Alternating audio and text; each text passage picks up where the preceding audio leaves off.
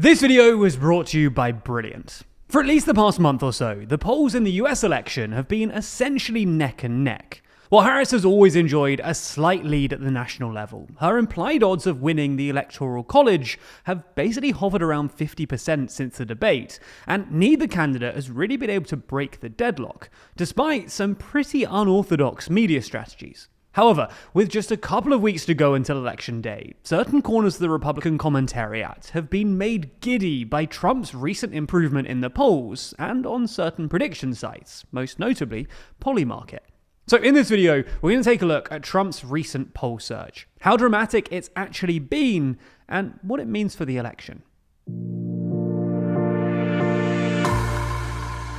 Before we start, if you haven't already, please consider subscribing and ringing the bell to stay in the loop and be notified when we release new videos.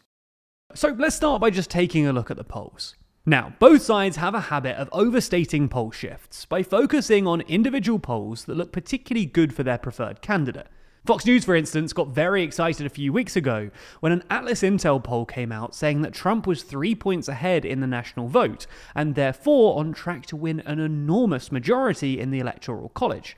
Similarly, Democrats have been enthused by two New York Times Siena polls showing Harris up 4 points in the all-important swing state of Pennsylvania. However, it's generally not a good idea to focus on individual polls. Rather, the thing you want to be paying attention to are the poll aggregators, because they balance out anomalous results and are generally far more reliable than individual pollsters. And when we look at these, the movement in the polls looks a lot less dramatic than commentators sometimes make out.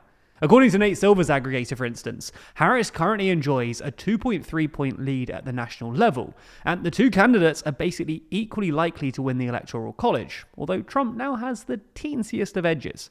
Similarly, the Financial Times' poll aggregator currently gives Harris a 2.3-point lead, while The Economist has it at 2.2. Nonetheless, as you can probably see, even though all of these aggregators still give Harris a slight lead on the national level, they all also suggest that there has been at least a bit of movement towards Trump in the past week or so. According to Silver's forecast, for instance, Harris's national lead has been cut 0.7 points in the past week and is down roughly a point since early October. This has meant she's gone from the slight favourite in the electoral college to the slight underdog. Now, this is in part because Trump's national poll improvements have been driven by improvements in swing states, especially the so-called blue wall of Pennsylvania, Michigan, and Wisconsin. In the past month, Trump has gained roughly a point in all of these states, and Silver's aggregator now gives him basically a 50% chance of winning any of them, although Harris is still the slight favourite. However, much to the Republicans' delight, there has been a more dramatic swing towards Trump on the prediction markets. For those of you who don't know, prediction markets are sites where individuals can bet or forecast on upcoming events. These sites then aggregate these individual forecasts to give an overall probability. Now, prediction markets have become increasingly popular over the past few years because they're often more accurate than the polls. This is usually because opinion polls only tell you the public's opinion at a single moment. So if there's reason to think that public opinion will shift in the future, prediction markets can better account for this. To give concrete examples, candidates usually get a bump in the polls after their convention, which quickly subsides. This will usually show up in poll aggregators, but because forecasters probably know that this is just a bounce, it doesn't normally show up on the prediction markets. Anyway, the most popular prediction market in the US at the moment is Polymarket, a crypto-based betting market. And here, there's been a remarkable swing towards Trump, who's apparently gone from being the slight underdog to now having a 60% chance of winning the electoral college, and on track to win every swing state. However, there's some reason to think that Polymarket might have a slight Trump bias because it's crypto-based, and crypto bros are generally more pro-Trump than your median voter. And there's also some data suggesting that Trump's odds have been manipulated by a handful of pro-Trump whales, individually betting millions of dollars on him to boost his odds.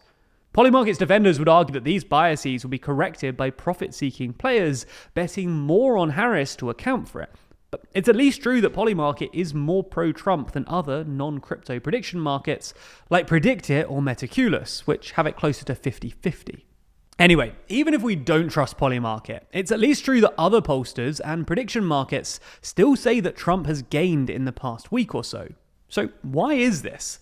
Well, some Democrat commentators have claimed that this poll movement is mainly down to Republican pollsters flooding the aggregators with loads of pro-Trump polls as election day nears to give Trump a sense of momentum.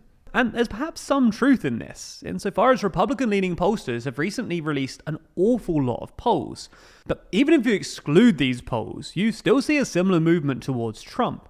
VoteHub's aggregator, for instance, only uses highly rated non-partisan pollsters. But even here, Harris's lead has gone from 3.2 points in early October to just 2.2 today. So if it's not dodgy Republican pollsters, what else could it be? Well, the first thing to say is that this poll shift is way smaller than commentators have made out. And while Harris might have declined ever so slightly in the polls, the race has basically gone from being a toss-up to being a toss-up. Nonetheless, true to form, it's provoked a fair bit of anxiety amongst Democrats and inside Harris's campaign, where the working theory seems to be that whenever the news cycle is quiet, Trump ends up dominating the headlines and ticks up in the polls.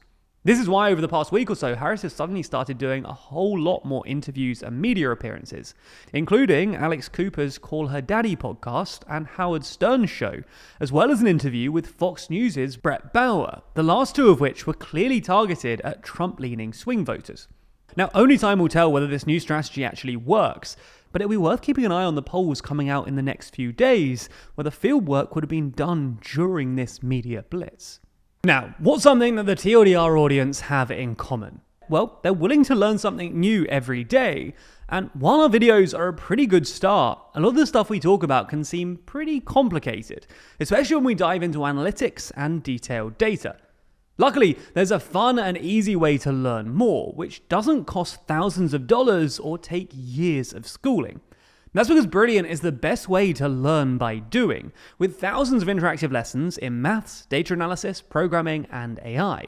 Each lesson is filled with hands-on problem solving, broken down into accessible chunks designed around your busy schedule.